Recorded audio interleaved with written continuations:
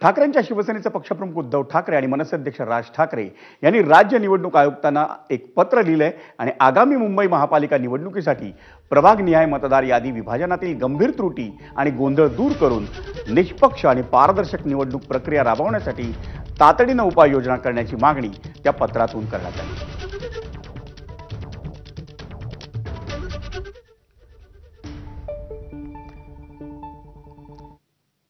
राज्य निवडणूक आयुक्त दिनेश वाघमारे यांच्यासोबतच्या भेटीत ठाकरेंच्या शिवसेनेचे आमदार आदित्य ठाकरे यांनी नेमके काय आरोप केले आपण पाहूयात।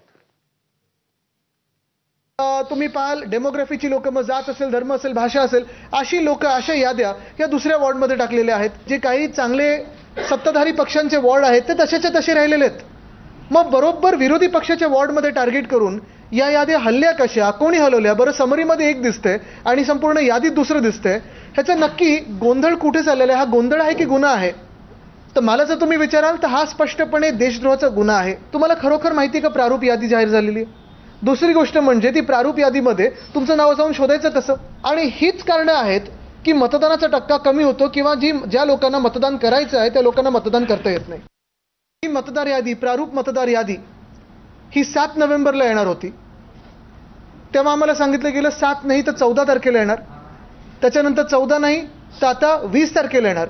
आणि 20 तारखेला देखील आपल्या सर्वांनाच माहिती आहे जी सगळी जी यादी आली ती संध्याकाळपर्यंत डाउनलोड होत नव्हती। यादी कुठेही मशीन रिडेबल नाही आहे, यादीमध्ये अनेक गोंधळ आहेत। हे बदल जर घडले नाहीत तर अर्थात विरोधी पक्ष तर रस्त्यावर उतरेलच, पण कोर्टात पण ह्याच मागणी घेऊन जाऊ की यांचं सस्पेन्शन झालं पाहिजे आणि नुसतं सस्पेन्शन नाही तर देशद्रोहाचा कायदा झाला पाहिजे। दरम्यान मुंबई महापालिका निवडणुकीच्या प्रारूप मतदार यादीवर तारखेच्या अनुषंगाने